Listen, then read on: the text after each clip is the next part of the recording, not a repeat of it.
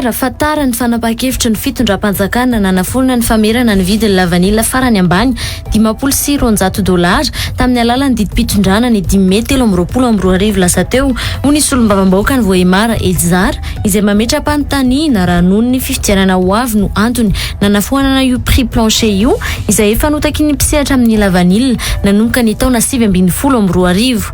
Nilaza ihany koa Paraina Auguste fa ho sarotra amin'ireo mpandraharaha manomboka izao ny handray ny toromarika avy amin'ireo rafitra roa miahy ny seha-piariana lavanila dia ny filan-kevitra nasionaly ny lavanila na ny CNV izay napetraka ny filan-kevitry minisitra ny 12 Jolay 2024 andaniny sy ny komitiny lavanila eto Madagasikara na ny CVM izay vao natsangana nandritra ny filan-kevitry minisitra ny 3 May lasa teo ankilany.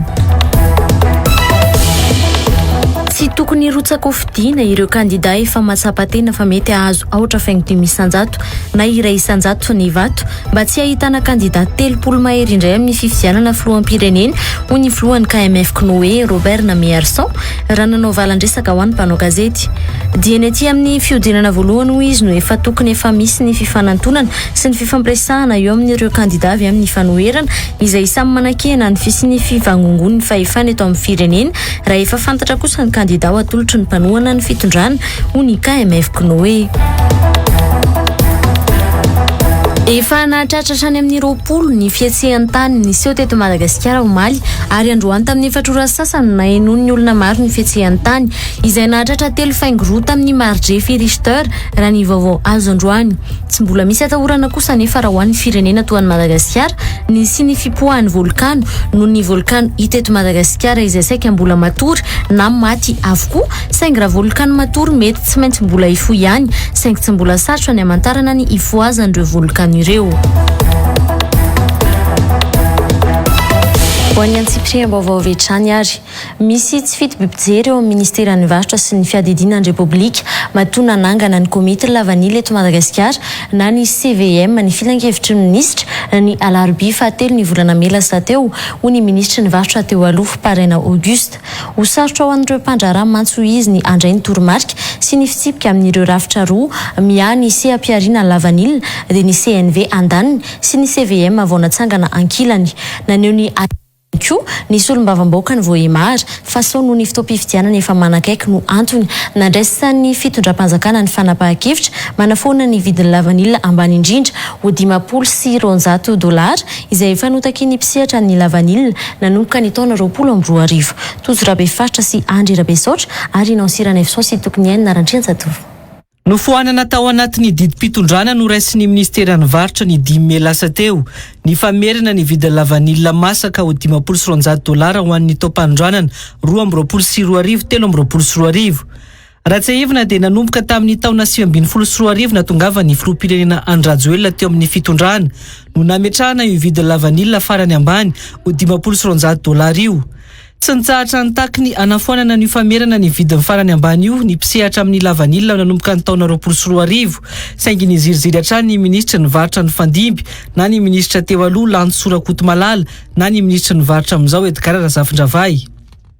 Mampanay araka izany, sao ny fitoam-pifidianana efa manakaiky no mahatonga ny fitondram-panjakana nandray io fanapahan-kevitra fanafoanana ny vidiny lavanila na ny prix plancher $500 io ho ny sombam-bahoaka ny Voahemara Edzar. Raha nametraka fanapahan-kevitra ma ny fitondram-panjakana amin'izao fotoana izao esorina tanteraka ny $250 dia mety tsara io fa saingy efa tara satria nanomboka tamin'ny 2019 zay efa mitotongana ny vidin'ny vanila amin'izao tegna efa hita fa tegna tsy avotra tsony ny resaka ty filière vanila ty zay vao manapa-kevitra aminay dia fanapahan-kevitra tara io ary zay mieritreritra fa efa kaiky marina ny fifidianana sao dia mba entina isaritana sain'ny vahoaka any amin'ny toerana zay misy vanila zany ny antony nanesorana iny prix plancher. Etsakilany mantsy dia mbola mipetraka ny famerana ny vidiny ambany indrindra amin'ny lavanila maitso $5,700 ho ny sombam-bahoaka ny Voahemara. Vidiny izay tsy voatazana mihitsy fa vao maika aza nidina hatrany amin'ny $2 ny vidiny lavanila maitso tany amin'ny faritry Savata amin'ny taom-piotazana teo. Nametraka ny fanjakana nametraka 75 000 ariary. Inona mazavatra hitanao amin'ny andron'izay sokafantsena iny dia mbola mipetraka zay 75 000 ariary zay. Nefa ny zavatra mampalahelo dia sy zay vanille rehetra tonga eo akory no vidina amin'ny 75 000 ariary zay fa mbola iferana ihany. Resaka ohatra misy olona ray manana 100 kilo, mety 10 kilo zany no alaina amin'ny 75 000 ariary zay. Any koa rehefa tonga ny andro manaraka dia latsaka any amin'ny 30 000 ariary, 20 000 ariary zay no ividiny mpandraharaha ny vanille amin'izao fotoagna izao. Mbola olana ihany koa ny mikasika n'ireo tahirina la vanille tsy lafo rehetra noho ny fametrahany ny fanjakana ny vidiny ambany indrindra teo aloha ho iatrany ny solombam-bahoaka ny Voemara. Tegna azo lazaigna fa ny ankabetsahan'ny vanille dia mbola tsy nivoaka satria anatin'ny 86 commune agnatin'ny faritra Sava zay ataoko fa commune eo tsy ampy 20 koa ny tsy mamokatra vanille. Raha jerena amin'izao fotoagna izao na hitady vanille any amin'ny 10 tonnes par commune anao dia mbola mahita hatramin'izao. Ka izay no teneniko fa ny stock zany mbola betsaka raha amin'ity taom-piotazana ity. Ara manaza amin'ity taona manaraka ty dia mbola ho ratsy foana ny vidina vanille satria mbola betsaka ny stock amintsika zay miteny zao ty. Tokony natao aloha izay nividianana ny tahiry rehetra vao nirosona ny fanalalahana ny vidin'ny la vanille ho ny ministra ny varitra teo aloha Paraina Auguste. Tokony diovina aloha any sena zay fa natao ny fanalalahana satria ao ane zao mbola maro ny stock ao mbola maro ny stock dia asika zany aloha dia tokony miandry asika fa sy maintsy midina be io vidina la vanille aloha. Tsy maintsy nirosona kosa nefa io fanalalahana ny vidin'ny la vanille io ka afaka roa taona vao mety hiverina hiakatra indray ny vidin'ny la vanille hoy Paraina Auguste. Fa io kosa sy maintsy niraisy no zavatra ohatran'io satria asika mijery ny lavilavitra kokoa fa sy ny androany ihany. Mijery ny lavilavitra kokoa rehefa madio ny sena any dia fa sy maintsy hiakatra any ny vidin'ny la vanille. Za zany mino fa afaka roa taona agny fa tena mananana ny la vanille vao miakatra vidin'io la vanille. Tsy ahivana fa ny alarobia 3 May lasa teo no nankatoavy ny filan-kevitra ny ministra ny fananganana ny komity ny la vanille eto Madagasikara na ny CVM. Solotena roa avy amin'ny filohan'ny Repoblika, solotena iray avy amin'ny Premier Ministre, solotena iray avy amin'ny Ministera ny Fitantanam-bola, solotena iray avy amin'ny Ministera ny Fitsinjaram-pahefana, solotena iray avy amin'ny Ministera ny Varotra, solotena iray avy amin'ny filan-kevi-pireneny ny la vanille na ny CNV, ary solotena iray avy amin'ny filan-kevi-paritra ny la vanille no andravitra ny CVM. Taratry ny fifandonana eo amin'ny Ministera ny Varotra sy ny Filoham-pirenena ny fametrahana io CVM io hoy Paraina Auguste. Efa misy tokoa mantsy ny rafitra filan-kevitra nasionaly ny la vanille na CNV izay natsangany ny Ministera ny Varotra. Misy rafitra anankiroa zany izy zao. Misy rafitra anankiroa. Fantatry ny disadisa misy eo amin'ny resaka ministera ao sy narian'ny présidence ary e. Ny président zay manana vision politique kokoa. Tsy manaraka an'izay zay ny président mieritreritra kokoa le olo le mpambola ary. Fa le zavatra tapaka eo na ny tenen'ny président ho ananina igny atao raha ny sambava igny tsy mi-appliquer koa le aty amin'ny commerce. Manahiragna ihany lay izy satria lasa misy 2 directions bicéphales les décisions. Izy no aragna. Izy amin'izay no aragna mio anina io fa dia mampiahiahy ihany le izy. Saleo izy tamin'izay tonga dia nifagnantanteraka le raiky taloha. Dia raiky tsy natao eo. Tsy ahivana fa ny filan-kevitra ny ministra ny 12 Jolay 2024 no nametraka ny filan-kevitra nasionaly ny la vanille na ny Conseil national de la vanille na ny CNV. Rafitra izay takin'ny mpisehatra amin'ny la vanille hatrany ny anafoanana azy. Fa tsy nahatratra ny ampahatelo ny 2 taona izay fanondranana la vanille isan-taona nataon'i Madagasikara akory ny la vanille naondrana tamin'ity taona ity raha ny nambarany filohan'ny GEM na ny vondron'ny orinasa eto Madagasikara androany. Ny ena no izany ny vola vahiny niditra sy ny etra ho iatrany Thierry Rajaona ka izay no mahatonga ny tsy fahampiany fidiram-bola-panjakana. Tsy mbola nisy ohatran'izany hatramin'izay teto amin'ny tantaram-piainan'i Madagasikara ho iatrany ity filohan'ny vondron'ny orinasa eto Madagasikara ity. indao arantsika ary izay fanazavana izay eo amin'ny fandraisam-peo ny Nansirana Efson sy ny sary ny tokony enina Randriana Zatovo. Tamin'ny fotoana ity ary zavatra tsy fahita mihitsy zay zay nisy ny indépendance dia latsaka ambany dia ambany ny exportation na vanille tamin'ity fotoana ity. Tsy mbola nisy ohatr'izany toy ny tantara fiainana Madagasikara. C'est du jamais vu. Antika tena niena mihitsy zany ny volan'isitra devise sy ny etra satria raha tokony 2000 tonnes eo no vanille ondrina tsy mahatratra ny apatelo folo ny volana tokony tia tsy mbola tsisy ohatr'izany atr'izay tantara ny vanille teto Madagasikara. Tiako matevy loatra an'iny satria tsy spécialiste ny vanille fa misy hoe zay ny fanontaniana fa zay no mahatonga an'ilay hoe tsy ampy ny fidiram-bola fanjakana ary zay zava-misy. Fa tsy ny fanarahana tao anatin'ny fifampiresahana tamin'ny filoham-pirenena ny volana Jona 2024 lasa teo ny fetra ny fampiarana ny sara ny tarifo Optima Business ho an'ny orinasa ao anatin'ny herintaona araka ny voafaritra ao anatin'ny didim-panjakana ny 24 April lasa teo ho ny filohan'ny GEM ary na ny fampiarana izany aza efa herintaona taty aoriana vao natao raha ny nambarany mbola tsy maintsy miandry fifampiresahana any aorianany indray vao azo atao ny manova izany nefa raha ny fifampiresahana vondron'ny orinasa tsy miankina tamin'ny fiadidinan'ny Repoblika ho iatrany Thierry Rajaona. Ny volana April teo no niatra 100 isan-jato io sarany vaovao amin'ny herinaratra ho an'ireo orinasa industrialy ny isa 710 nomena ny tarifo Optima Business io hoy kosa ny taleny varotra ao amin'ny Jirama. Nansirana Efson sy nomena raha vao arivony Ianja Rakotonirainy ary tokony enina Randriana Zatovo. Mila eritreretina ireo sehatra fiarina raha ampiarina ny fampiakarana mba tsy hisy fiantraikany amin'ireo orinasa izay iankinany antony nanaovana io sarany io hoy kosa ny filohan'ny vondron'ny orinasa tsy miankina Thierry Rajaona.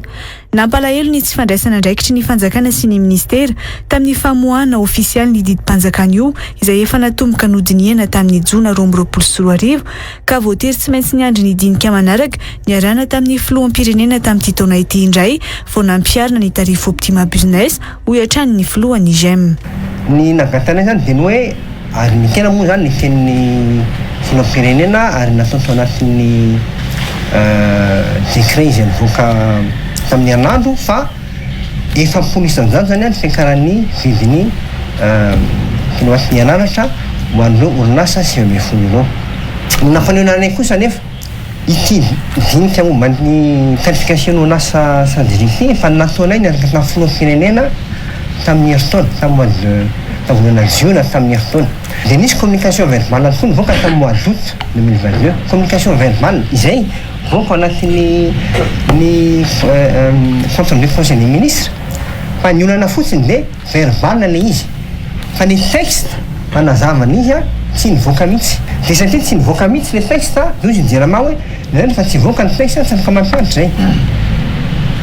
Dia navarinanay dia ny hoe voatery niandry question tamin'ny filoham-pirenena ity ho afaka nisahana indray ny filoham-pirenena zay vao tapaka fa hoe avoaka ny décret dia nivoaka ny izy.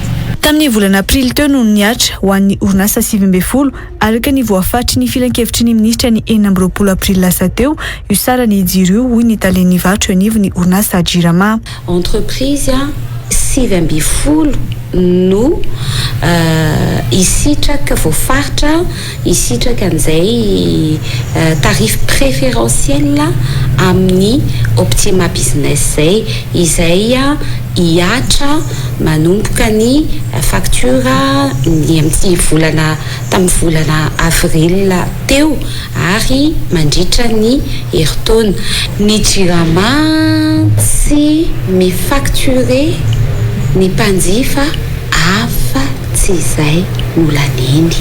Tsy ny fanarana kosa nefa ny famerana ny fampiarana io sarany io ho an'ny ao anatin'ny 12 volana araka ny tatitry ny filan-kevitry ny ministra raha ny nomary ny filohan'ny vondron'ny orinasa tsy miankina eto Madagasikara. Ny dinika fanaovanay tamin'ny filoham-pirenena tsy nilaza an'izany mihitsy ary tsy resaka an'izany mihitsy tamin'izay ny hatramin'izao fa nivoaka ilay décret zay voakaka dia miantso an'ny présidence moa tsy mianatsiny fa tsy mihitsy ny fanarahana hitanareo ny compte rendu official misy navintsika roa to fa tsy misy ndraka zany nome folo vonanjany mihitsy eo ka mahagatsy ananana an'io agnana dia agnana dia ny temoa ny présidence hoe satrobe izy no anaovan'io immédiatement fa justika resaka mba ahafahana anavoatrany io zany anirenany. Orinasa miompana eo amin'ny sehatra ny fanamboarana simenitra, vokatra simika, ireo mpanao lamba ary ny fanaovana vy moa no mampiatra ity tarifo Optima Business Plus ity raha ny fanampanazavana avy amin'ny filohan'ny vondro ny orinasa tsy miankina hatrany.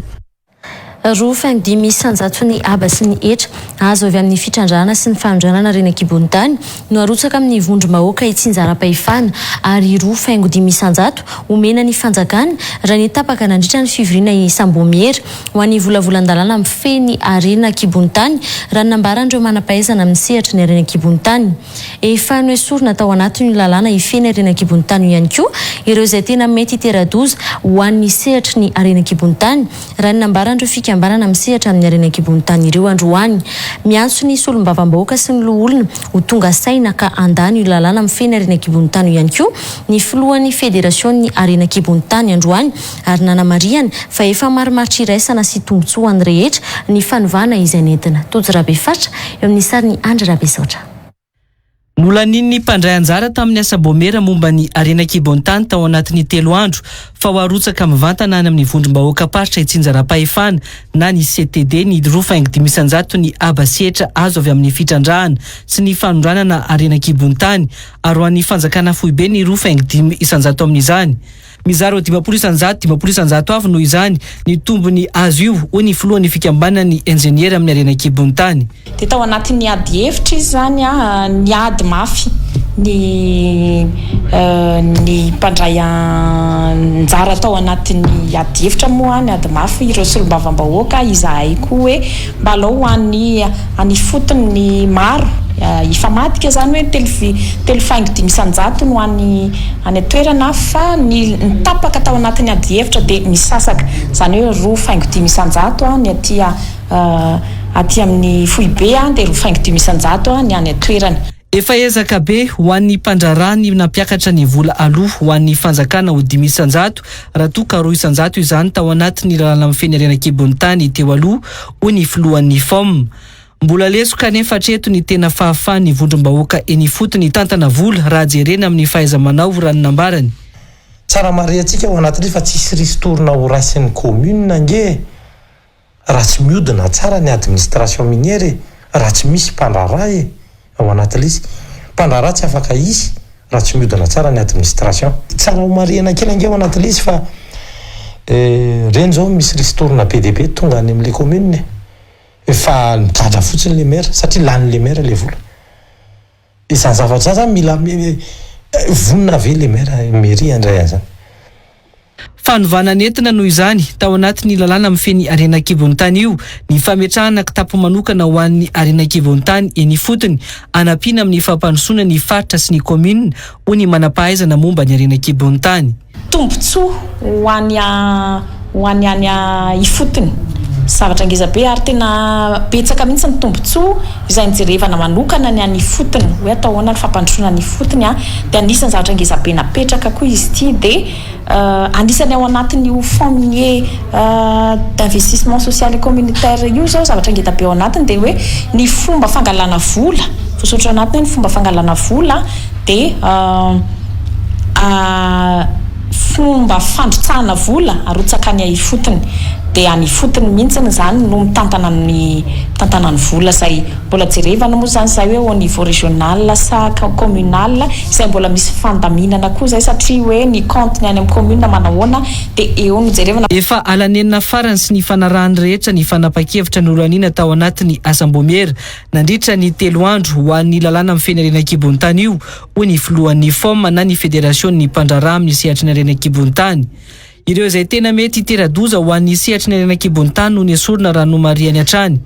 Marimaritra iraisina ihany koa no noraisina farany ka izay no azo atao indrindra ho ny filohan'ny fikambanan'ny enjeniera amin'ny Renakibonitany. Miantso ny solombavam-bahoaka ho tonga saina amin'ny aretina mahazo ny sehatra ny Renakibonitany ka andany izany ny filohan'ny federasion'ny mpandrarà amin'ny sehatra ny Renakibonitany io androany.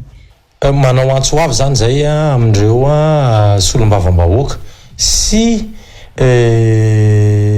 olona Madagasikara zay tsy maintsy olalovany io lalàna io mangataka zany izahay hoe am'tindre mandeha ty re olona mba matsapahateninareo anao an'le fifidianana fa firenena ray manontolo no jerevantsika am'le lalàna fa tsy hoe consigne vie consigne vanana sy zay zany tsy manana consigne hoe omena sy fa mangataka ny conscience antsiraray andany an'le voty raha mbola tsy olanitsika io de mahafinaritra atsika vesana ohatr'izao le seritry ny arenak'ibony tany zay lazaina amin'ny ankapobeny fa tsy mitondra soa donc mila mirositsika mandany ary raha andany aloha mba andany an'le lalàna efa ny volavolany rehetrarehetra raha ampitso no andalo ao anatin'ny fivoriana itambarambe ity lalàna mifeny arenak'ibony tany ity.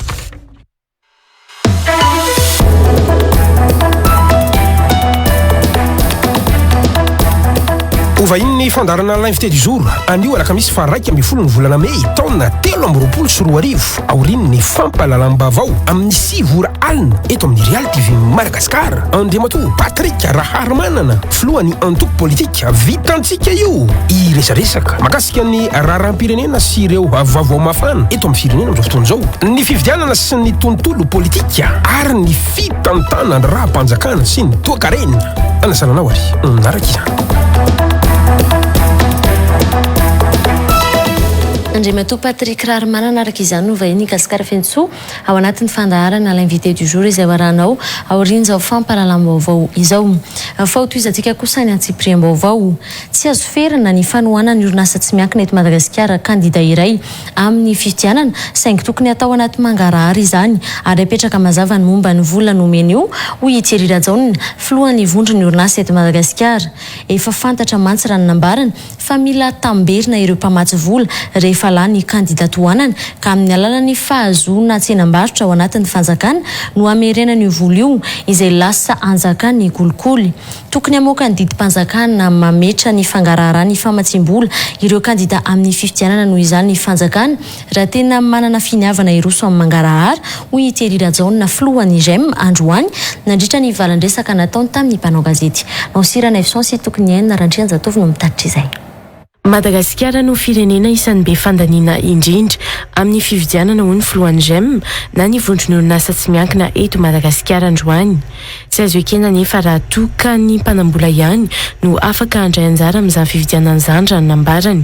Tsy mitovy intsony anefa ny orinasa izay afaka hifaninana amin'ny tsenam-barom-panjakana raha samy hanao izany hoy Thierry Rajaona. Tsika ny anisan'ny tany efatra mahantra indrindra eran'izao zao nefa kosa ny magaga raha atao ny ratio dépense électorale campagne électorale isan'ny isambatan'olona tsika anisan'ny champion du monde asika ekena ny zany dika zany de zao ireo mpanambona no mamatsy ireo candidat fa mazava ho azy nefa majony izy mila taberina manampy anao zay izy fa rehefa lany ianao averina aminay le vola efa fantatra hatramin'ny fomba famerenan'ny kandida han'ireo vola izay nomeny orinasa amin'ny famatsim-bola amin'ny fifidianan'ireo aza ho hiatrany ity filohan'ny vondron'ny orinasa eto Madagasikara ity. Marché tsy atao tsy appel d'offre ohatra na isan-karazany marché opaque moa zany itsonany izy ary zay marché opaque zay de misy fiantraikany ratsy eo amin'ny fagnarahan'ny confiance tsy misy confiance moyenne tsongany fa corrompu ny confiance tsy mitovy tsony ny orinasa izay afaka hifaninana amin'ny marché fanjakana. Tsy azo ferana nefa ny fanohanana kandida ataondreo orinasa saingy takina kosa ny mangarahara hoy Thierry Rajaona filohan'ny vondron'ny orinasa tsy miankina. Fa na izany na zany ana dia angataka zay aloha amin'ny mamboeto aminay hoe raha ohatra ka misy orinasa da misy moa zany te anohana kandida anankiray tsy azo ferana zany hoe matao anatin'ny mangarahara zany hoe izaho a dia manao ty candidaty azao ny fanafina oesinay ko zao zaho tamin'ny trangana États-Unis sisy olana mihitsy fo fantatry ny olona dony hoe misy aloha kadaty manao anan'ny avaratra izy manao an'ny atsimo le atao mangararana izy sisy atao zavatra miafina.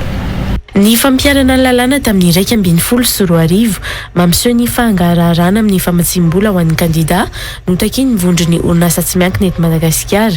Olana nefa ny tsy mbola famoahana ny dity mpanjakana io ho ihany Thierry Rajoelina. Amintsika amin'izao mbola tsy suivi satria zavatra mbola on est au point zéro. Raha ny fanirena moa zany misy hoe zay vokany fa zay miaraka amin'ny koa dia ny hoe olan'ny fanjakana décret io. Le plus tôt le mieux satria na dia mbola ao anatina campagne présidentielle sika satria efa misy pré-campagne. Donc io zany ny finiavan'ny fanjakana andray anio décret io. Raha ohatra ka tena teny mitolona am'zay tokoa izy raha tsy hiroso amin'ny transparence dia tsisy antony tokony tsy andanan'io décret io d'autant plus fa ny lalàna efa nisy fa lany tamin'ny 2011. Zay ivona moa fa ny zoma dimy melasa teo no nanao fifanaraha-piara-miasa tamin'ny Bromale Hotel miady amin'ny kolokolona ny Bianco ny orinasa tsy miankina nahitana ny GEM sy ny FIFPAMA. Tokony mitambatra ka manolotra kandida roa na telo faravabesany ny avy amin'ny fanoherana amin'ny fifidianana filoham-pirenena ho avy izao ho ny KMF Knoe nandritra ny valandresaka ho an'ny mpanao gazety nataony filohan'ity firaisamonim-pirenena ity omaly. Tokony misy ho izy ny fifanantonana eo amin'ireo kandida avy amin'ny fanoherana izay samy manakihana ny fivangongon'ny fahefana eo am-pelatana ny fanjakana Foibe. Efa fantatra kosa ny kandida ho atolotry ny mpanohana ny fitondrana ho ny filohan'ny KMF Knoe. Dia amin'ny fiodinana voalohany araka izany dia tokony efa hisy fifampiresahana eo amin'ny samy kandida mba tsy ahitana kandida 30 mahery indray amin'ny fifidianana filoham-pirenena ho ny KMF Knoe. Anserana essence tokony enina raha tovatrany. Manahirana ny olom-pirenena ny sady mampitombo ny fandaniana amin'ny fanotanany bileta tokana ny visin'ny kandida 30 mahery toy ny fahita teto Madagasikara tamin'ny fifidianana ny fanesy hoe Robert Namiarsan filohan'ny KMF Knoe. Raha ny eritreritry ny KMF Knoe dia manao an'izao tolo-kevitra izao. Ao koa zay le kandida 30 zay sady azo atao hoe manaratsy endrika ny firenena ihany no ihany koa manahirana ny olom-pirenena amin'ny safidy zay ataony. Raha vao 30 ny kandida isika ngamba samba teo tsaiko na firy-page le bulletin. Donc fa vola mivoaka zany io zany lafindray amin'le organisation amin'ny ankapobeny. Na le olom-pirenena koa zany tena sahirana za io moako mandehandeha ary mandritra ny fifidianana zay tsy latsaky na za roa fotsiny ary tsy latsaky ny bureau de vote roapolo no hitanay amin'ny andro iny. Na le olom-pirenena misy avy any amin'izy loara nge mbola verina aiza moa le misy an'le kandida ohatran'izao iny satria betsaka loatra izy dia tsy fantany akory hoe aiza ary miankely ara le sary eo anatiny. Manentana ny fifampiresahana sy ny fifanantonana eo amin'ireo samy kandida avy amin'ny fanoherana sy ny avy amin'ny fitondrana ny KMF Knoe ka tsy tokony hirotsaka ho vidiana ireo kandida efa mahatsapa fa mety azo aotra faingo 500 no vato hoy Robert Namiarsan. Ny fampiresaha re nareo ry mpanao politika mba hanampetsika satria ny olom-pirenena any ambanivohitra dia sahirana amin'le kandida 30. Nefa amin'ireo kandida reo nefa mahafantatra hoe sa mahafantatra ny gabariny ane mba fatapatatra hoe iry le 0,5 iry le 2 iry le 3 dia hoy zahay hoe ianareo zay mba mahafantatra hoe mety ho 2 mety ho 3 tsy kitsapatsapa ny fanaovany raharam-pirenena fa ny eritreritray dia hoe aleo reny mifampiresaka ny eo amin'ny fitondrana zay verina fa tsy maintsy kandida tokana no indraindray mazava ho azy zany dia ohatran'izay koa ny ataontsika hoe ery mpanohitra ny fitondrana mba mifampiresahana reny mba farafaratsy ny kandida roa telo ianareo eo anelanelany sady tsy manao amin'ny fitondrana no tsy miraiky amin'ny fanoherana mba kandida roa telo.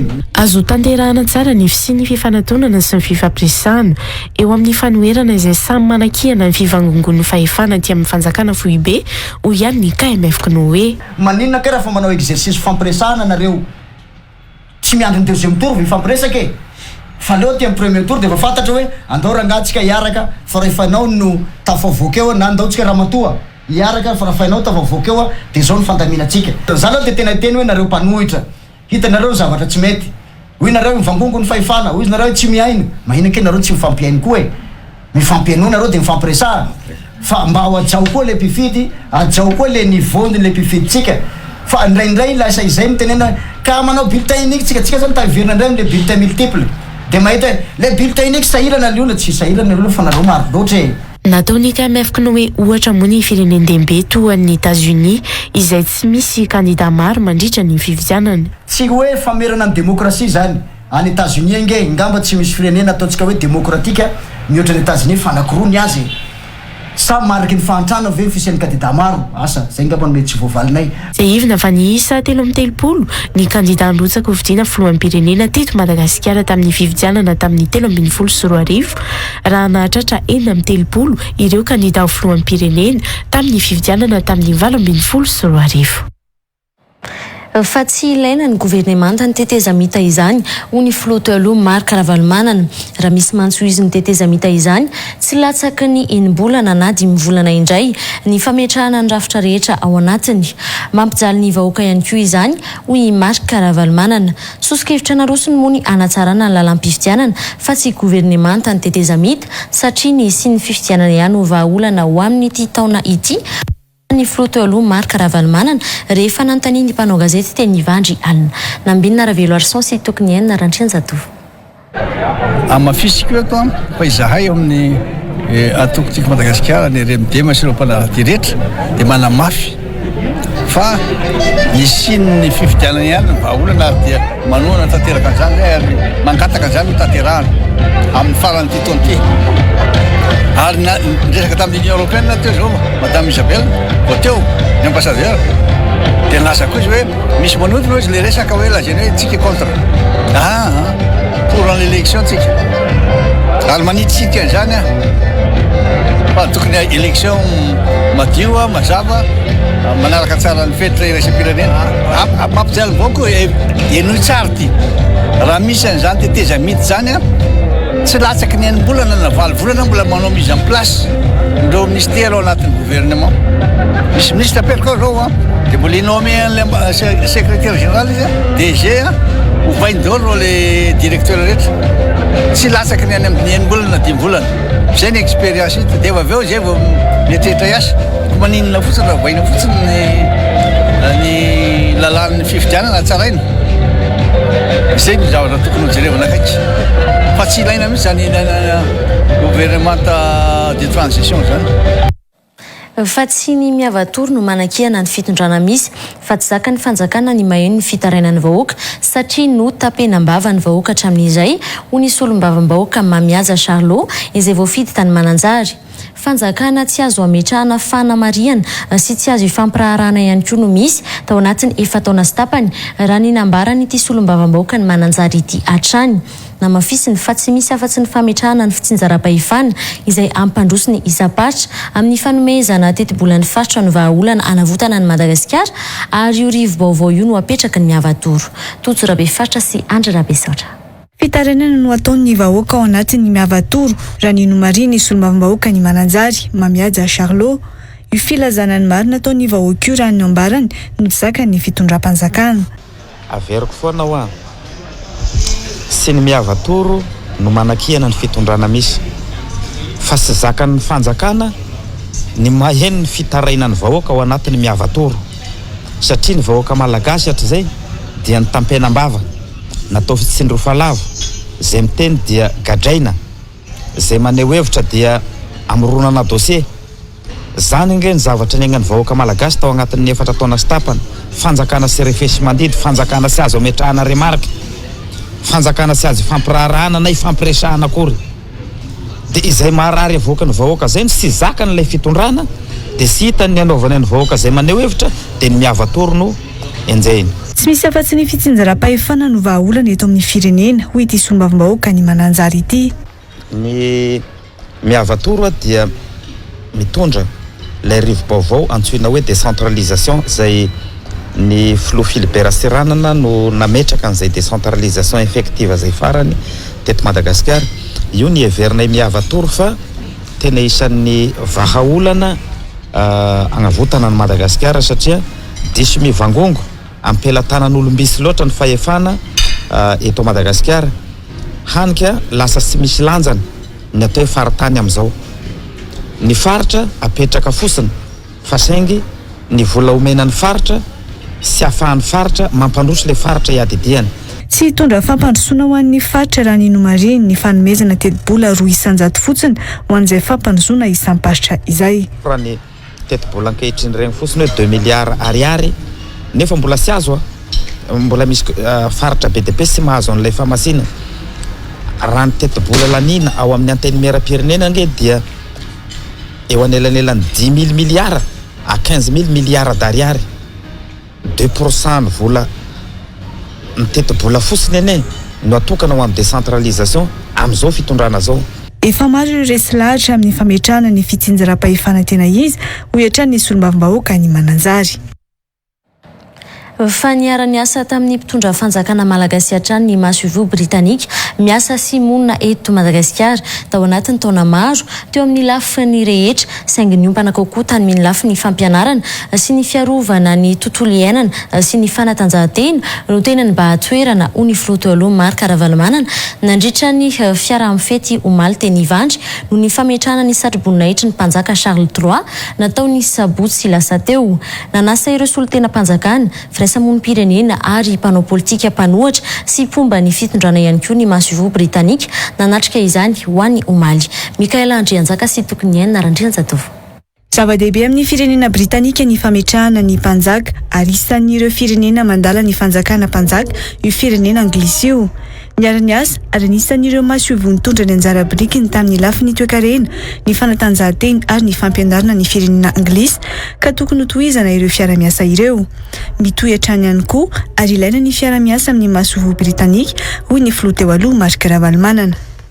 Tena zava-dehibe tokoa amin'ny zareo Britanika sy ireo Commonwealth fampifanarana zany tena nasa izy dia tonga mamivonahitra sy manokana zany faharoa ny relation Madagasikara reny nation tamin'ny sary reny fa misy fiara-miasa akaiky dia akaiky a Madagasikara sy ny Angleterre ny Anglisy fa dia manira mba tena hiamafy zany satria tsika nge tsy momba ny asa na ny roa afaka miaraka amin'ny Union Européenne tsika afaka miaraka amin'ny zareo Anglisy sika izay nanao le Brexit ary aza diny koa fa manana maizy azy ny Anglisy aza manontany basy amin'ny Anglisy maizy zany dia zava-dehibe ny fahitana ny zavatra zao 70 taona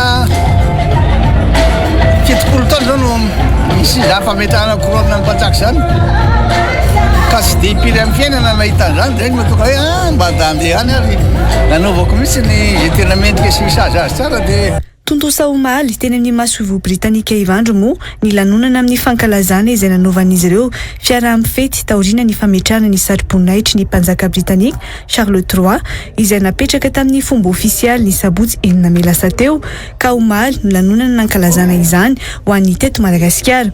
70 taona no tsy nisy ny fankalazana ny fametrahana satroboninahitra izany tao Grande-Bretagne izay nametrahana ny Reine Elisabeth ho mpanjaka tamin'izany andro izany.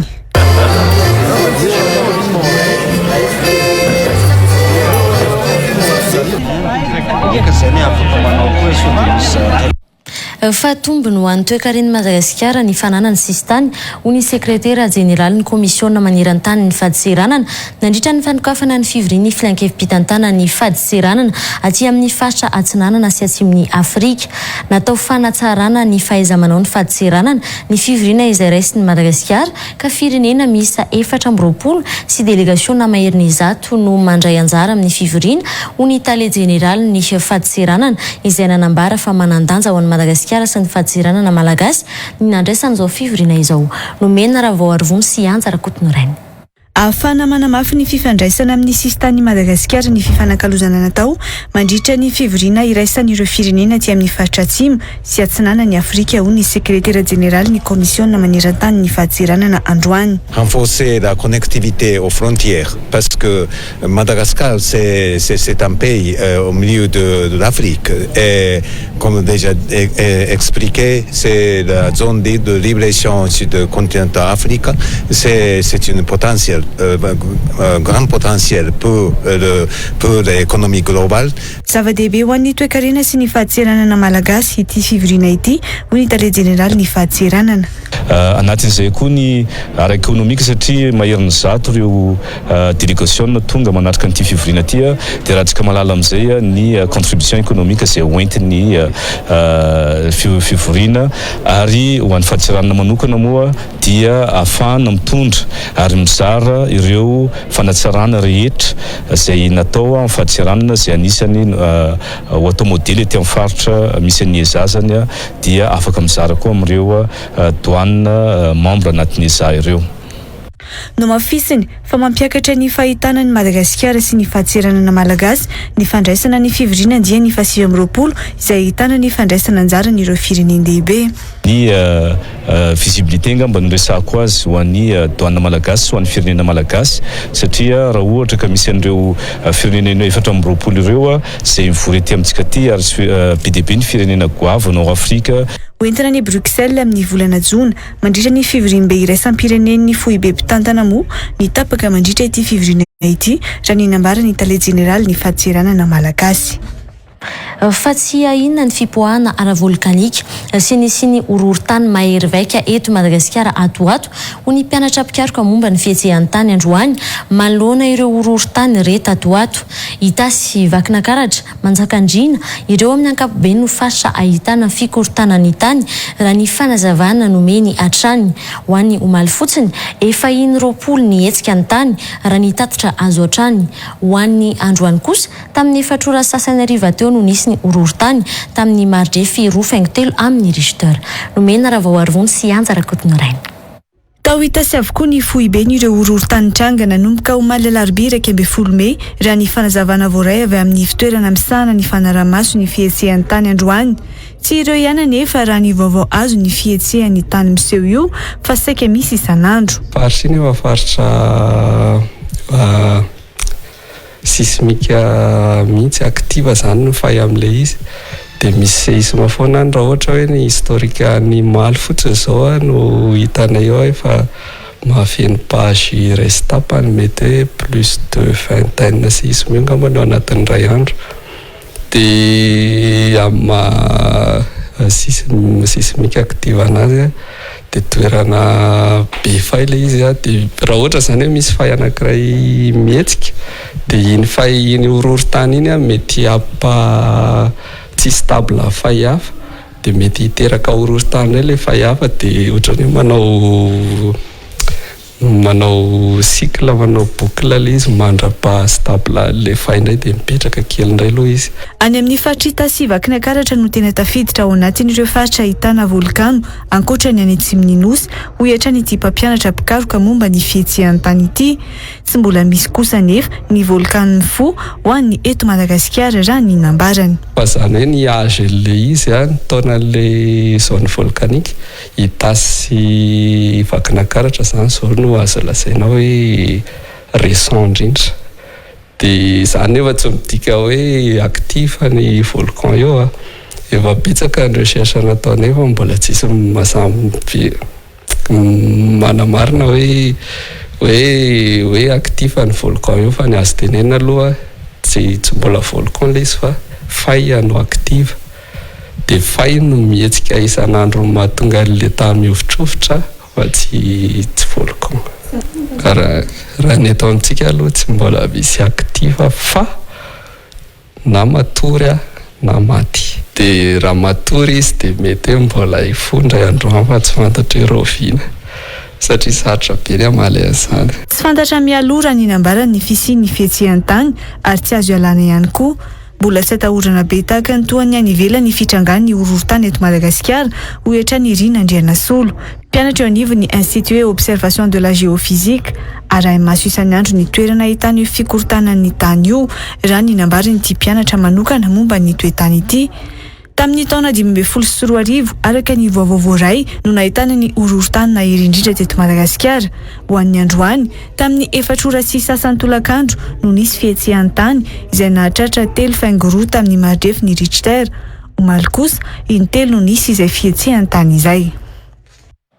Tsara araka izany mitondra ny fanamafisana fa tamin'ny marjefy 3.3 tamin'ny marjefy Richter ny tanjak'ilay horohorontany izay niseho androany hariva tamin'ny 4 sasany teo.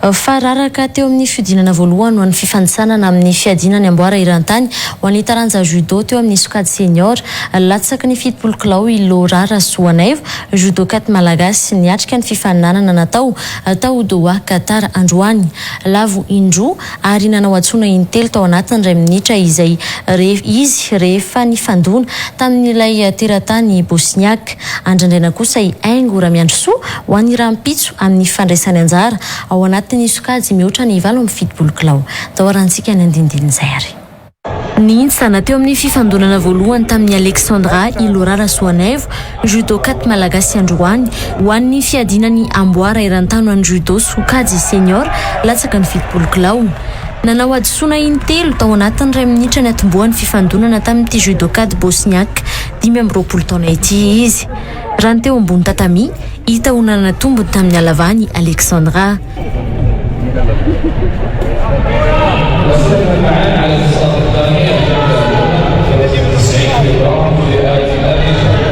Niezaka nanao tsara teny ambony tatami saingy nisy ny olana ara-teknika hoy Lorara Soanaivo taoriny ny fahariseny. Vita zay ny combat, vita zay championnat du monde 2023 indrisy faresy premier tour dia niezaka nanao tsara fa nisy olana kely ara-teknika dia hisotra be dia be amin'ny fokrananontolo aho ho an'izay namohanana indrindra ireo gasy any Madagasikara ary ireo gasy aty Qatar izay namohanana sy mijery anay tamin'ny kombako dia misotra ny renanampy Rasbareny sy nareo izay namohana. Mifarana treto araka izany ny lalan'ny Lorara Soanaivo ho an'ny fiadinany amboara irantany amin'ny taranja judo izay tanterahana any Doha Dakar nanomboka ny 7 Mei hatramin'ny 14 Mei izao ity. Mbola hiatrika ny fiadinany amboarany Afrika ho an'ny sokady junior ny tenany aorian'izao. Androany kosa no niainga teto Madagasikara namonjy any Doha Qatar hiatrika ny fiadinany amboara irantany ho an'ny judo i Aingo Ramiandrosoa izay judokat malagasy hiatrika ny fifaninanana ho an'ny sokajy mahery ny 70 kilao. Ho an'izay vaovao ny fanatanjahanteny izay ihany resin'ny ekipany Inter Milan tamin'ny sarono ohatra ny ekipany AC Milan nandritra ny lalao manasadalana faharoa hiadina amin'ny Ligue des Champions alina tamin'ny alalan'ny baolina nampidiriny Dzeko teo amin'ny minitra fahavalo sy ny baolina hafa nampidiriny mpilalao ny Inter Milan teo amin'ny minitra fahafolo no nibatany izy ireo ny fandresena niady dia niady ny baolina teny an-kianja ho an'ireo ekipa italiana roa ireo alina mbola hiatrika ny lalao miverina moa izy ireo amin'ny 90 Mei avy izao ihany ka izay tafiakatra amin'ny rotota no ifanandrina ihany koa amin'izay ho tafiakatra amin'ny Real de Madrid sy Manchester City ireto farany izay nisaraka tamin'ny Atsahala iray noray tamin'ny lalao mandroso natao tao Madrid ny talata 9 Mei lasa teo ny 17 Mei lalao miverina ho an'ny Real de Madrid sy Manchester City raha toka ny 10 Jona ny lalao famaranana ho an'ny Ligue des Champions hiditra amin'ny pejy doka kosarisika.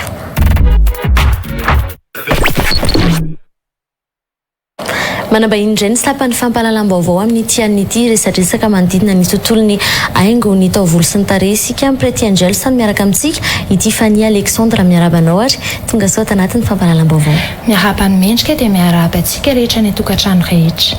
Eny araka ny fanambarako teo dia misahana ny tontolon'ny taovolo ny tarea ny fanatsarana ny endrika amam-bika ny Pretty Angels akaiky ny fetiny reny Tiffany ino ary ny tolotra izay hoentinareo ny mpanjifantsika. Akaiky tokoa ny fetiny reny mendrika ary be dia be ihany koa ireo fety maro samihafa mbola hifanesy dia izany indrindra no entinay aminareo androany anisan'ny tolotra miavaka be no entinay voalohany ho an'izay manao épilation maillot dia mahazo épilation sourcil sy duvet ho an'ny manao soin pédicure sy manicure ihany koa dia mahazo pose vernis gratuit dia raha manao soin du visage dia mahazo épilation sy duvet.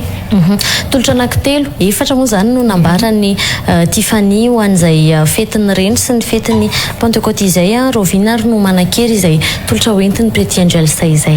Manomboka rapitso 12 Mei hatramin'ny 10 Juin ny offre-ntsika eny Pretty Angels zany hoe mbola manana efatra herinandro eo zany ianao ahafahanao manararaotra an'izay mamonjy ny Pretty Angels. Aiza tokoa moa zany toerana misy anareo Tiffany? Pretty Angels Ankadindratombo mandro 16 zany hoe raha avy any mandro 16 ianao zany dia alohan'ny Trapon misy anay dia raha ohatra ka avy aty ambany ihany koa dia côté gauche misy anay. Manahona kosa ia foana rehefa miresaka hoe tontolon'ny fanamboarana tarehy, fanamboarana volo hoe tsy manimba volo na manimba tarehy ve ny produit ampiasaina, ny akora rehetra ampiasaina, inona no antoka omenareo hoe manahoana zany izay produit entin'ny Pretty Angels izay? Pretty Angels moa zany efa anisan'ny mampiavaka anay foana hatramin'izay ny qualité produit zany hoe tsisy atahoranao mihitsiny. Anisan'ny hoe fikojakojana ny tarehy, ao ny terre rouge, ao ny Yves Rocher, dia tahak'izay ihany koa ny amin'ny resaka volo, ao ihany koa ny L'Oréal, Dessange. Ao anatin'izay ary ankoatrany hoe resaka fikarakarana ny tarehy ho an'ny Pretty Angels ve inona ihany koa ny tolotra zany izay hoentinareo mandray lehilahy ihany koa ve ny Pretty Angels sy ny mariana moa fa ny Pretty Angels dia tsisy natao hoe ho an'ny lehilahy na ho an'ny vehivavy irery ihany fa mandray zay na lehilahy na vehivavy ny vehivavy zao anisan'izany resaka make-up, ny taovolo, ny estetika rehetra dia ny lehilahy misy ihany koa ny resaka coupe, ny massage azon'ny lehilahy atao daholy. Rehefa tokamilan'ny Pretty Angels ve Tiffany tsy maintsy hoe manantona eny Ankadindratombo sa misy ihany koa ny tolotra hoe mandeha any atokantrano ny tsirairay anareo rehefa tokamilanareo izy ireo? Pretty Angels aloha tsy voatery hoe manantona anay nareo fa raha ohatra misy ny tsy fahafahana na hoe ialana fivezivezena dia afaka manantona anareo ny Pretty Angels any an-trano mihitsy izay no mikarakara anareo anampifankatia na irery. Zany hoe raha toka misy mariage na ireny karazana lanonana ireny zany dia manantona ireny afaka manantona somatsara izay. Iny ary amaraparantsika Tiffany ho an'izao alina izao ndao ampatsiahintsika ary ireo karazana tolotra izay noentinao teo sy ny fanentanana ihany koa any mpijery manentana antsika rehetra zany fa marobe ny tolotra omen'ny Pretty Angels amin'ity fety ity na ny fetin'ny rena ny fetin'ny Pentecôte izay ho ampatsahiviko kely le offre teo raha ohatra ka manao épilation maillot dia mahazo épilation sourcils sy duvet, raha ohatra manao soin pédicure na manucure dia mahazo pose vernis, ary raha ohatra kosa manao soin du visage dia mahazo épilation sourcils duvet. Eny ary mankasitraka ny Tiffany ary ny vahiny tato anatin'ny fampahalalam-baovao tamin'izao alin'izao nitondra n'izay tolotra ho an'ny fetin'ny reny sy ny fetin'ny Pentecôte ao amin'ny Pretty Angels Ankadindratombo izay. Mankasitraka tompoko.